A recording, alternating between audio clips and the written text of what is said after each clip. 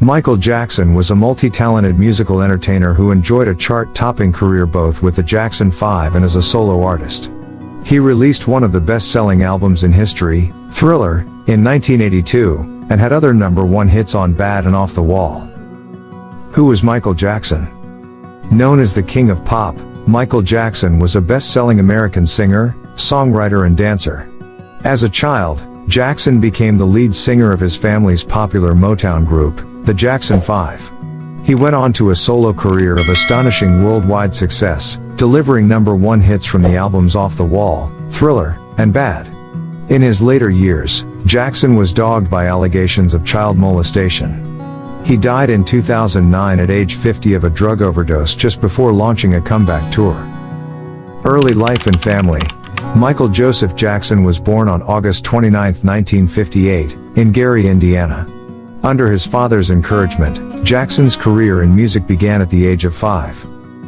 Jackson's mother, Katherine Jackson, was a homemaker and a devout Jehovah's Witness. His father, Joseph Jackson, had been a guitarist who put aside his musical aspirations to provide for his family as a crane operator. Behind the scenes, Joseph pushed his sons to succeed. He was also reportedly known to become violent with them. Jackson was one of 10 children. 9 Jackson siblings, including Rebby, Jackie, Tito, Jermaine, La Toya, Marlon, Randy, and Janet, all made marks in the music industry. The Jackson 5. Joseph believed his sons had talent and molded them into a musical group in the early 1960s that would later become known as the Jackson 5. At first, the Jackson family performers consisted of Jackson's older brothers, Tito, Jermaine, and Jackie. Jackson joined his siblings when he was 5 years old, and emerged as the group's lead vocalist. He showed remarkable range and depth for such a young performer, impressing audiences with his ability to convey complex emotions. Older brother Marlon also became a member of the group, which evolved into the Jackson 5. Jackson and his brothers spent endless hours rehearsing and polishing their act. At first, the Jackson 5 played local gigs and built a strong following. They recorded one single on their own, Big Boy, with the B-side You've Changed, but the record failed to generate much interest. The Jackson 5 moved on to working as the opening act for such R&B artists as Gladys Knight and the Pips, James Brown, and Sam and Dave. Many of these performers were signed to the legendary Motown record label, and the Jackson 5 eventually caught the attention of Motown founder Berry Gordy. Impressed by the group, Gordy signed them to his label in early 1969. Jackson and his brothers moved to Los Angeles, where they lived with Gordy and with Diana Ross of the Supremes as they got settled. The Jackson 5 was introduced to the music industry at a special event in August 1969, and the group later opened for the Supremes. Their first album, Diana Ross Presents the Jackson 5, hit the charts in December 1969, with its single, I Want You Back, reaching #1 on the Billboard Hot 100 chart shortly afterward. More chart-topping singles quickly followed, such as ABC, The Love You Save and I'll Be There. For several years, Jackson and the Jackson 5 maintained a busy tour and recording schedule, under the supervision of Gordy and his Motown staff. The group became so popular that they even had their own self-titled cartoon show, which ran from 1971 to 1972. At the same time, Jackson launched his solo career. Despite the group's great success, there was trouble brewing behind the scenes. Tensions mounted between Gordy and Joseph over the management of his children's careers, with the Jacksons wanting more creative control over their material. The group officially severed ties with Motown in 1976, though Jermaine remained with the label to pursue his solo career. Now calling themselves the Jacksons, the group signed a new recording deal with Epic Records.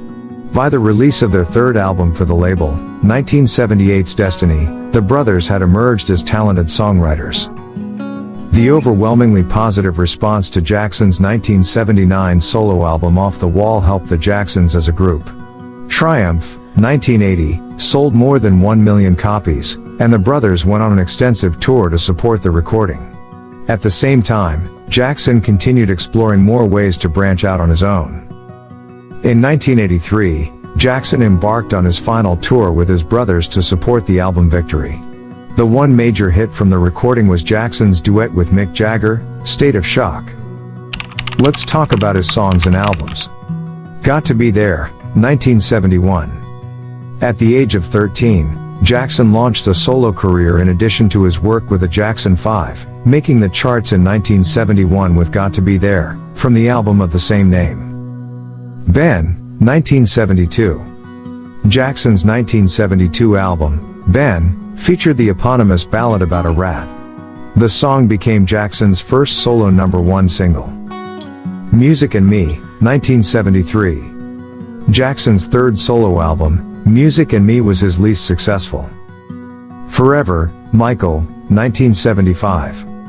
This fourth solo album for Jackson was his last with Motown Records. Off the Wall, 1979. An infectious blend of pop and funk, Jackson wowed the music world with 1979's Off the Wall, which featured the Grammy award-winning single Don't Stop Till You Get Enough, along with such hits as Rock With You, She's Out of My Life, and the title track. Thriller, 1982. Released in 1982, Jackson's sixth solo album Thriller is the best-selling album in history, generating 7 top 10 hits.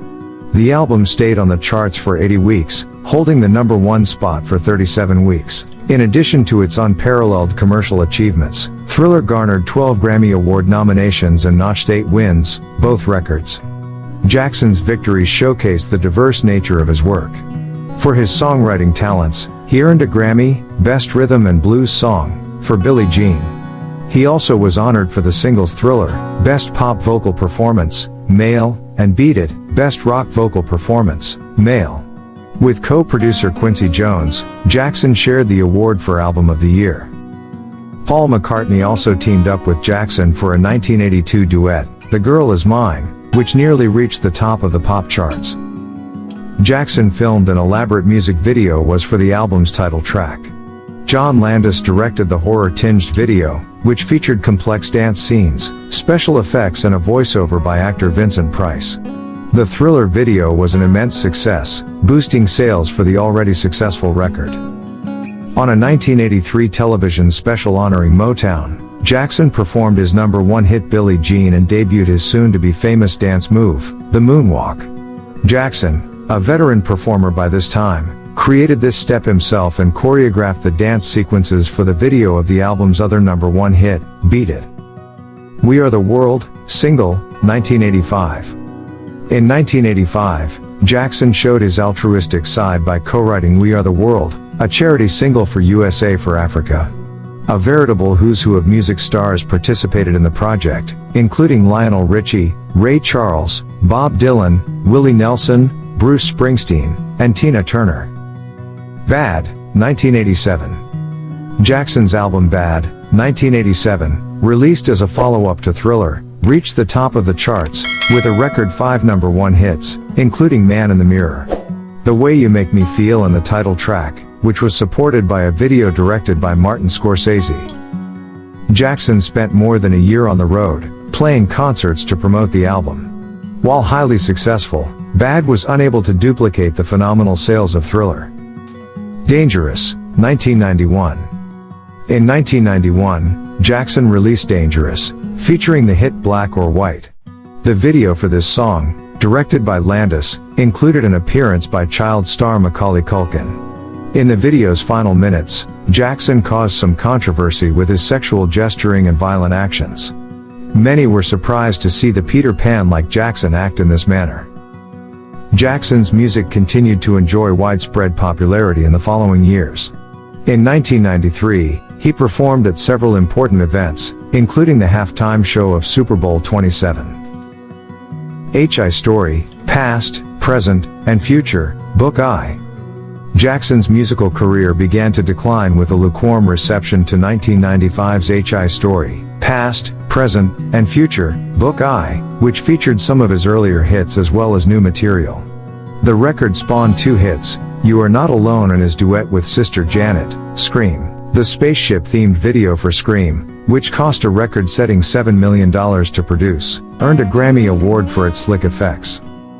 Another track from the album, They Don't Care About Us, brought Jackson intense criticism for using an anti-Semitic term. Invincible, 2001. Jackson returned to the studio to put together Invincible, 2001, his first full album of new material in a decade. Michael, 2010. In December 2010, the posthumous album Michael was released amid controversy about whether the singer actually performed some of the tracks. Brother Randy was among those who questioned the authenticity of the recordings, but the Jackson estate later refuted the claims, according to the New York Times. Escape, 2014. Another posthumous album, Escape, was released in May 2014. R&B star and Jackson protege Usher performed its first single, Love Never Felt So Good, that month at the iHeartRadio Music Awards. The album, which includes 8 songs recorded by Jackson between 1983 and 1999, debuted at number 2 on Billboard's Top 200 album chart. About his wives and kids. In August 1994, Jackson announced that he had married Lisa Marie Presley, daughter of rock icon Elvis Presley. The couple gave a joint television interview with Diane Sawyer, but the union proved to be short-lived. They divorced in 1996. Some thought that the marriage was a publicity ploy to restore Jackson's image after child molestation allegations. Later that same year, Jackson wed nurse Debbie Rowe. The couple divorced in 1999. Jackson and Rowe had 2 children through artificial insemination, son Michael Joseph Prince Jackson Jr., born in 1997, and daughter Paris Michael Catherine Jackson, born in 1998. When Rowe and Jackson divorced, Michael received full custody of their 2 children. Jackson would go on to have a 3rd child, Prince Michael Blanket Jackson II, with an unknown surrogate. After Jackson's death in June 2009, his children were placed in the care of their grandmother, Catherine, as dictated in his will. In respect to their father's wishes, Prince, Paris and Blanket were largely kept out of the limelight. They stepped up to the mic in 2009 to speak to fans at their father's funeral, and again in January 2010 to accept a posthumous Lifetime Achievement Award for their father at the Grammys. In July 2012, a judge temporarily suspended Catherine Jackson's guardianship of Prince, Paris and Blanket after she was erroneously reported missing by a relative. During this time, T.J. Jackson, son of Tito, received temporary custody of the children. Catherine's disappearance came shortly after a dispute between her and several members of the Jackson clan, who raised questions about the validity of Jackson's will, pointed fingers at the Jackson matriarch and called for the executors of his estate to resign. It was soon discovered that the elderly woman wasn't missing, but had simply taken a trip to Arizona. On August 2, 2012, a judge restored Catherine Jackson as the primary guardian of Prince, Paris, and Blanket, also approving a plan granting T.J. Jackson co-guardianship of the children. Neverland Ranch. In the 1980s, Jackson created a Southern California ranch called Neverland, a fantasy retreat for a shy and quiet performer who never was truly comfortable with media attention and rarely gave interviews.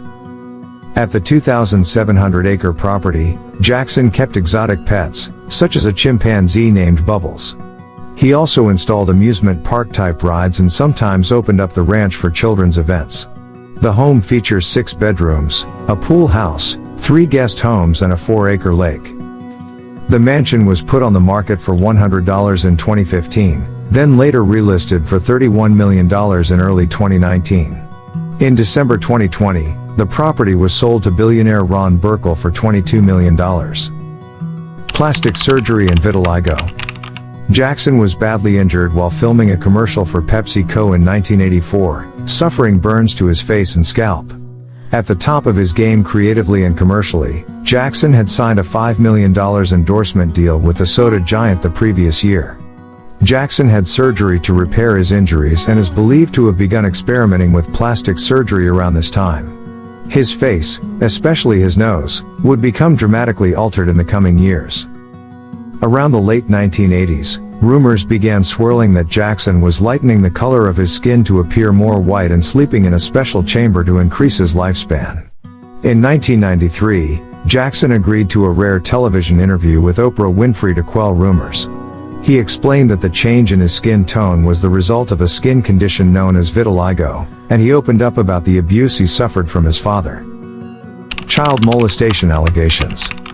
Allegations of child molestation against Jackson first emerged in 1993, when a 13-year-old boy claimed that the music star had fondled him. Jackson was known to have sleepovers with boys at his Neverland Ranch, but this was the first public charge of wrongdoing. The police searched the ranch, but they found no evidence to support the claim. The following year, Jackson settled the case out of court with the boy's family. Other allegations emerged, but Jackson maintained his innocence. In the 2003 television documentary, Living with Michael Jackson, British journalist Martin Bashir spent several months with the singer, even getting him to discuss his relationships with children. Jackson admitted that he continued to have children sleep over at his ranch, even after the 1993 allegations, and that sometimes he slept with the children in his bed. "Why can't you share your bed? That's the most loving thing to do, to share your bed with someone," Jackson told Bashir. In 2003, Jackson encountered more legal woes when he was arrested on charges related to incidents with a 13-year-old boy. Facing 10 counts in all, he was charged with lewd conduct with a minor, attempted lewd conduct, administering alcohol to facilitate molestation, and conspiracy to commit child abduction, false imprisonment and extortion. The resulting 2005 trial was a media circus, with fans, detractors and camera crews surrounding the courthouse. More than 130 people testified, including Culkin. The actor told the court that he had been friends with Jackson as a young teen, and never had any problems while staying over at the Neverland Ranch. Jackson's accuser also appeared via videotape and described how he had been given wine and molested. However, the jury found problems with his testimony, as well as that of his mother. Jackson was found not guilty of all charges on June 14, 2005. Death. Jackson died on June 25, 2009, at the age of 50 after suffering a cardiac arrest in his Los Angeles home. CPR attempts failed and he was rushed to the hospital, where he died later that morning. In February 2010, an official coroner's report revealed Jackson's cause of death was acute propofol intoxication, or a lethal overdose on a prescription drug cocktail including the sedatives midazolam, diazepam and lidocaine. Aided by his personal physician, Dr. Conrad Murray, Jackson had been taking sedative drugs to help him sleep at night. Murray told police that he believed Jackson had developed a particular addiction to propofol, which Jackson referred to as his milk. Murray reportedly administered propofol by 4 in the evenings, in 50 mg dosages, and was attempting to wean the pop star off the drug around the time of his death. A police investigation revealed that Murray was not licensed to prescribe most controlled drugs in the state of California. The steps he had taken to save Jackson also came under scrutiny, as evidence showed that the standard of care for administering propofol had not been met, and the recommended equipment for patient monitoring, precision dosing and resuscitation had not been present. As a result, Jackson's death was ruled a homicide. Murray was convicted of involuntary manslaughter on November 7, 2011, earning a maximum prison sentence of 4 years.